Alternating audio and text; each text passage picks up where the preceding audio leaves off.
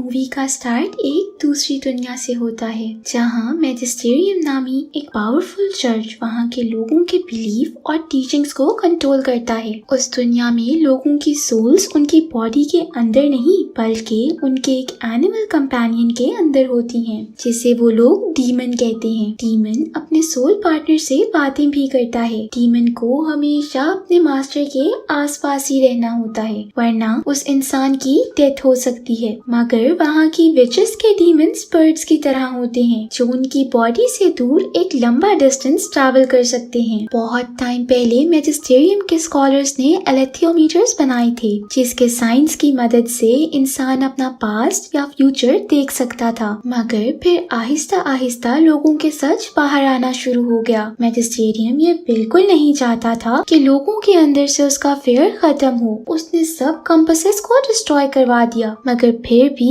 एक कंपस बच गया। सीन्स लायरा नामी एक बच्ची पे शिफ्ट होते हैं जिसके डीमन का नाम पेंटालाइमन है। आसान अल्फाज में हम उसे पैन कह सकते हैं। लायरा एक ऑर्फन है जिसके अंकल लॉर्ड एजरियल एक स्कॉलर और एक्सप्लोरर हैं। यही वजह है कि वो लायरा को ऑक्सफोर्ड के जॉर्डन कॉलेज में छोड़कर अपने नेक्स्ट मिशन के लिए चले जाते हैं। लायरा वहाँ बाकी बच्चों के साथ बड़ी हो रही होती है। एक दिन लायरा और उसके दोस्त रॉजर को कुछ बच्चे बुली कर रहे होते हैं जिन्हें लायरा एक गेट के पास खड़ी ये कहकर डरा देती है कि ये गेट कर्स्ड है, अगर उन्होंने इसे क्रॉस किया तो वो जल जाएंगे। लायरा बच्चों के साथ ऐसे प्रैंक्स करती रहती है जैसे कि उसने एक बार उन्हें कोट का बताया था जिसे फेंक कर कोई भी जल जाएगा। बच्चे उससे प्रूफ मांगते हैं। लायरा कॉलेज में वो कोट लेने चली जाती है। लायरा एक फियरलेस एडवेंचरस लड़की होती है जो अक्सर ही डेंजरस स्टंट्स करती रहती है। लायरा जब एक रूम के अंदर जाती है वहाँ उसे किसी के आने की आवाज आती है जिस पर वो पैन के साथ कबर्ड में छुप जाती है। रूम में आने वालों में कॉलेज का डीन और मैजिस्टेरियम का एजेंट था जो लायरा के अंकल लॉर्ड एजरियल के बारे में बात कर रहे होते हैं जो किसी सस्पिशियस जगह जाना चाहते हैं। मगर मैजिस्टेरियम के एजेंट के हिसाब से उसे ऐसा नहीं करना चाहिए। कॉलेज का डीन उसे एग्री ना करते हुए लॉर्ड एजरियल की साइड देने को कहता है। इस बात पर गुस्सा होके मैजिस्टेरियम का एजेंट लॉर्ड एजरियल को सर्व की जाने वाली वाइन में पॉइजन डाल देता है। लायरा ये सब वहाँ छुपे देख रही होती है। लॉर्ड एजरियल बेसिकली उन्हीं स्कॉलर्स में से हैं जिन्होंने गोल्डन कंपास बनाने में हेल्प की थी।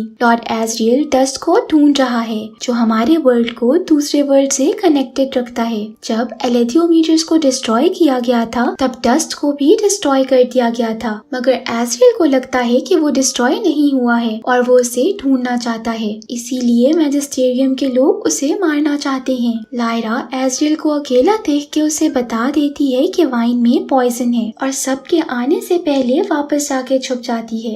एजरियल सबको अपनी प्रेजेंटेशन दिखाता है जिसमें वो लोगों को ऐसे वर्ल्ड का बताता है जहाँ लोगों की सोल्स उनकी अपनी बॉडी के अंदर होती हैं और वो लोग किसी के भी डर के बगैर फ्रीली रह सकते हैं। मगर मैजिस्टेरियम के लोग उसका मजाक उड़ाते हैं और हेल्प करने से मना कर देते हैं क्योंकि ऐसा करने से उनका डर लोगों में से खत्म हो जाएगा। एजरियल उनकी कोई भी बात सुने बगैर कहता है कि वो नॉर्थ पोल में जाके उस वर्ल्ड को डिस्कवर करेगा। मीटिंग के बाद एजरियल लायरा पे गुस्सा होता है कि उसे उस रूम में ऐसे छुप के लोगों की बातें नहीं सुननी चाहिए थी। अब लायरा है तो उसी की नीस तो उसी की तरह फियरलेस भी है जो एजरियल से कहती है कि वो उसके साथ नॉर्थ पोल जाना चाहती है मगर एजरियल उसे मना करके डेंजर से दूर रखने के लिए वहीं छोड़ के चला जाता है। लायरा जब रॉजर के साथ खेल रही होती है तभी वो दोनों डिस्कस करते हैं कि कैसे ऑर्फन और पुअर बच्चे मिसप्लेस हो रहे हैं जैसे कोई ये किसी मकसद की वजह से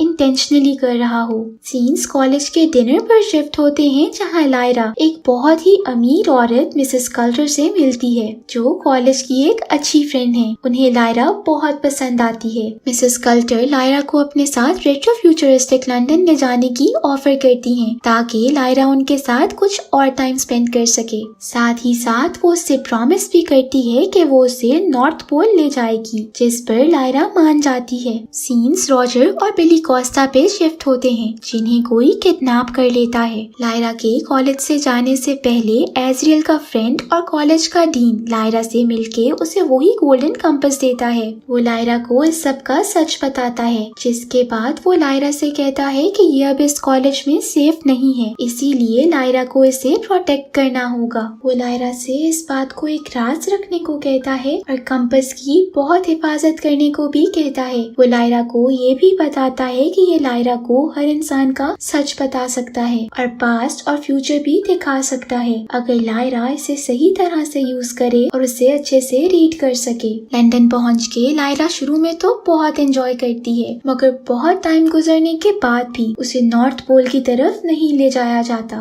एक रात जब लायरा अपने रूम में कंपास को देख रही होती है तो वो कॉन्टिन्यूसली एक लेडी के सिंबल की तरफ पॉइंट कर रहा होता है, जैसे वो लायरा को वार्न कर रहा हो, मगर लायरा उसे समझ नहीं पाती। फिर एक दिन लायरा मिसेस कल्टर से डस्ट का जिक्र करती है, जिस पर मिसेस कल्टर क्यूरियस होकर उसे क्वेश्चनिंग शुरू कर देती है, मगर लायरा के कोई भी जवाब न देने पर वो रूड हो जाती है और उसका डीमन लायरा के डीमन को हर्ट भी करता है। लायरा गुस्सा होकर अपने रूम में चली जाती है। उसे एहसास होता है कि उसके साथ कुछ गलत होने वाला है, इसीलिए वो मिसेस कल्टर के सीक्रेट रूम में चली जाती है, जहाँ उस पे रिवील होता है कि जो बच्चों की किडनैपिंग हो रही थी वो एक कॉबलर्स नामी ग्रुप करवा रहा है और मिसेस कल्टर उसी का एक पार्ट है।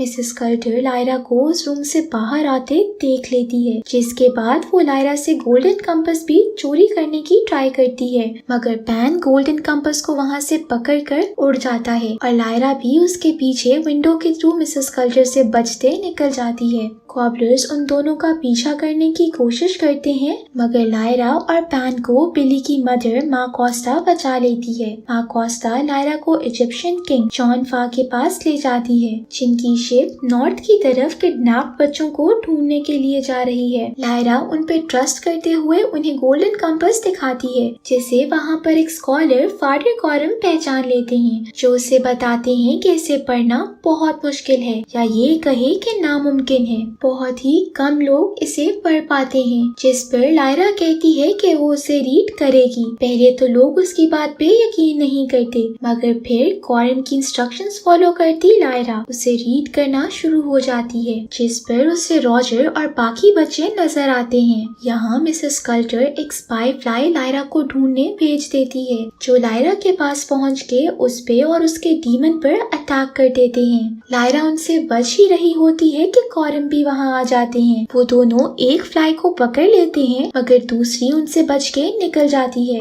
कॉरम उसे बताता है कि इसे मिसेस कल्टर ने भेजा है और ये कोई आम फ्लाइज नहीं है, इनके वेनम से इंसान की मौत भी हो सकती है। रात को लायरा के पास विच क्वीन सेराफिना आती है। लायरा गोल्डन कंपास को रीड करके विच को बताती है कि कॉरम उसका पुराना साथी था, जिस पर विच को यकीन हो जाता है कि वो सच में इसे रीड कर सकती है। जिसके बाद लायरा को विच की मदद से पता चलता है कि बच्चों को बोलवांगर नामी एक एक्सपेरिमेंट स्टेशन ले जाया गया है, जहां वो उन पे एक्सपेरिमेंट करके चेक करना चाहते हैं कि उनसे उनके डीमंस को अलग किया जा सकता है कि नहीं। शिप से उतर के लायरा लीज कॉस्बे नामी टेक्सन एरोनॉट से दोस्ती करती है, जो उसे लॉरिक नामी आर्मर्ड बेयर के पास ले जाता है। लायरा को आइस बेयर्स बहुत पसंद होते हैं, मगर उस बेयर को ऐसे लोगों का सर्वेंट बना देख वो बहुत डिसअपॉइंट होती है, जिस पर बेयर उसे बताता है कि इन लोगों ने उसे ट्रिक करके उसे उसका आर्मर ले लिया था,